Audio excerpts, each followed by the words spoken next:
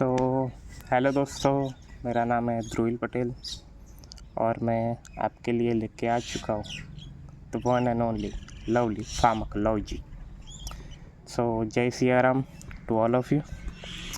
तो pharmacology is a subject related to drugs. Subject है जो ड्रग के रिलेटेड है, मैं इसके ड्रग की एक्शन, ड्रग की साइड इफ़ेक्ट, ड्रग कैसे एक्शन दे रही है, बॉडी ड्रग के साथ क्या कर रही है, ये सब कवर होता है फार्माकोलॉजी में।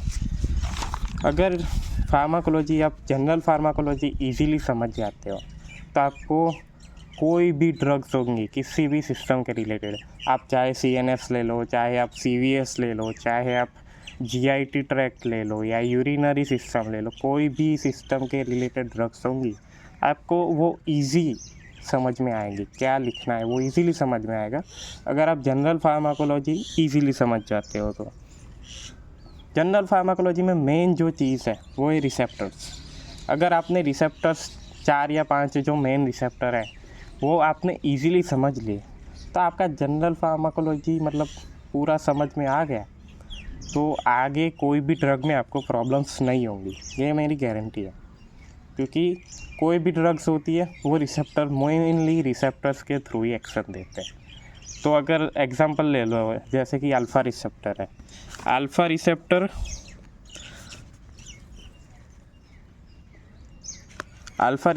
है ना, वो एड्रेनर्जिक सिस्टम के रिसेप्टर है।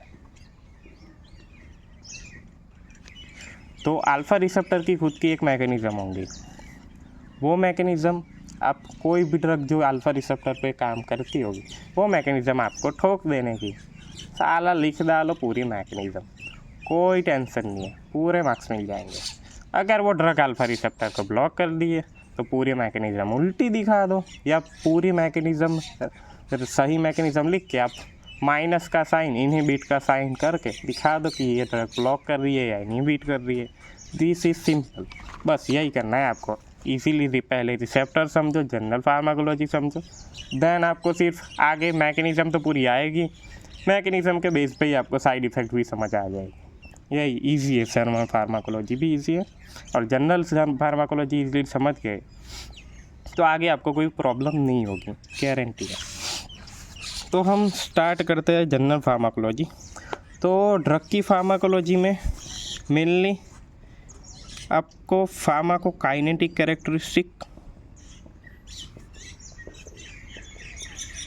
और फार्माकोडायनेमिक ड्रग का ये समझना ज़रूरी है। फार्माकोकाइनेटिक क्या है? तो फार्माकोकाइनेटिक ये चीज़ है कि ड्रग के साथ हमारी बॉडी क्या खेल खेलती है, ड्रग के साथ हमारी बॉडी क्या कर रही है, वही है फार्माकोकाइनेटिक। फार्माकोकाइनेटिक में मेनली ADME भी कहा जाता है।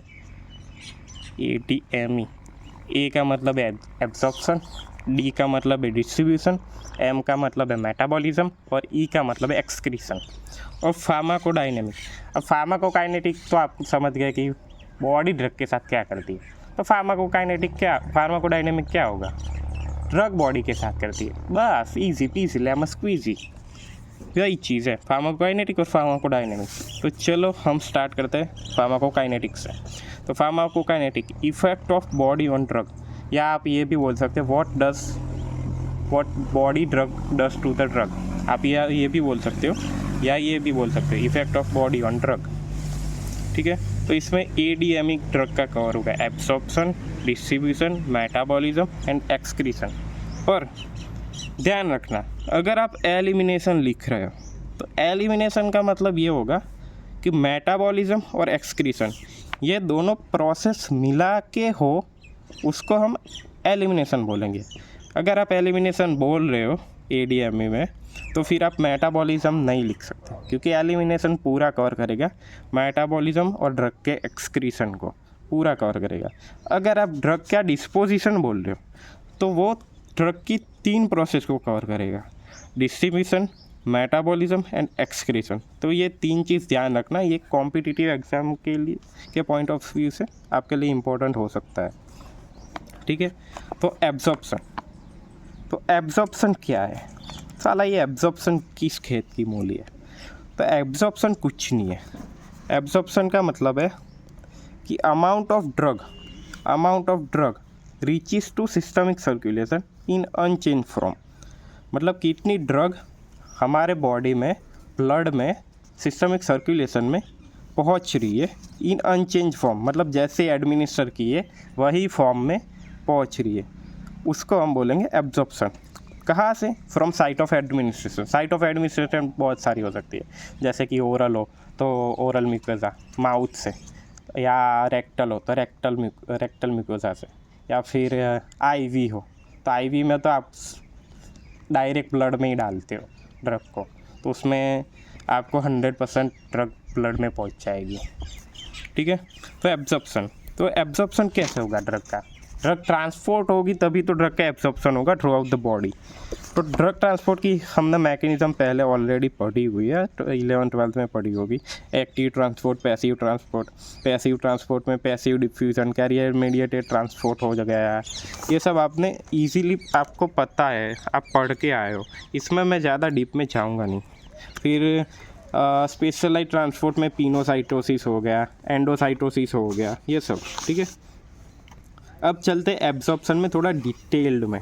ठीक है, डिटेल में एब्जॉर्प्शन। अभी कोई भी ड्रग होगी वो या तो होगी वीक एसिड या तो वीक बेस। अगर वो ड्रग वीक एसिड है तो वो कहाँ से एब्जॉर्ब होंगी? तो वो एब्जॉर्ब होंगी स्टमक से। क्यों? क्योंकि इसका रीज़न है, अगर वीक स्टमक का अपना पीएच क्या होता है, मोस्टली स्टमक में HCl सिक्रीट होता है for the digestion of food. तो स्टमक में HCl सिक्रीशन होता है जिसकी वजह से पीएच मोर एसिडिक होती है, ज़्यादातर एसिडिक होती है। तो वीक एसिड ड्रग और एसिडिक पीएच, तो अनआयोनाइज रहेगी ड्रग, वो आयोनाइज नहीं होगी। और mostly un-ionised form drug easily absorb होते हैं रादर देन आयोनाइज ड्रग। क्यों? इसका रीज़न है, कोई भी ड्रग कैसे एब्जॉर्ब होगी? किसी मेम्ब्रेन को थ्रू एब्जॉर्ब होगी, तो वो मेम्ब्रेन में क्या होगा? क्या होगा? मेम्ब्रेन में आयन होंगे, और अगर ड्रग आयोनाइज हो जाएगी तो आयन में रिपेल हो सकता है, आयन रिपेल्स कर सकते हैं एक दूसरे को, तो अनआयोनाइज फॉर्म इजीली एब्जॉर्ब होगी रादर देन आयोनाइज फॉर्म। तो वीक ऐसी ड्रग होंगी वो स्टमक में एसिडिक पीएच की वजह से अनआयोनाइज रहेंगी, हैंस इजीली एब्जॉर्ब हो जाएंगी। वैसे ही वीक बेसिक पीएच हमारे गैस्ट्रिक म्यूकोसा में कहाँ होती है? इंटेस्टाइन में, ऑब्वियसली। तो वीक बेस ड्रग इंटेस्टाइन में अनआयोनाइज फॉर्म में रहेगी और वो इजीली एब्जॉर्ब होगी।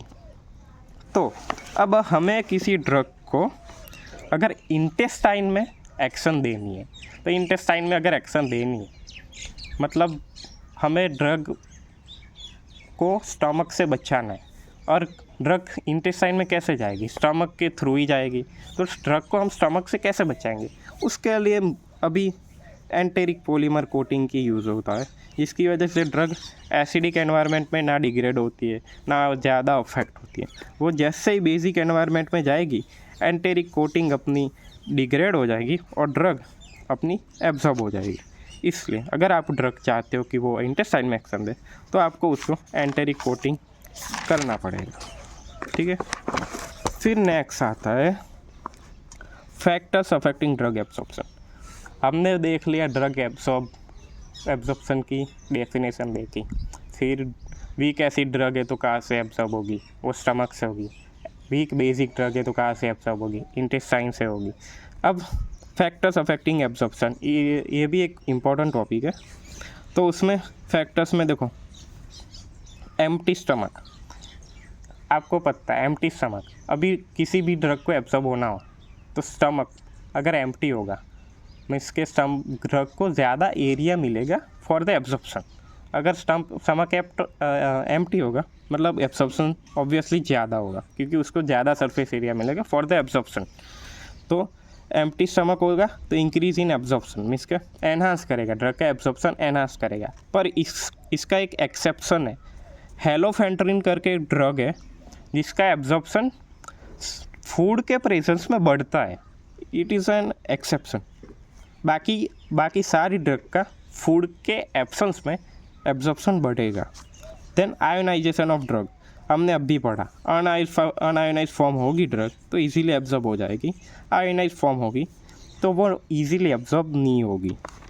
Third, surface area for absorption, more area more absorption, easy PG है। फिर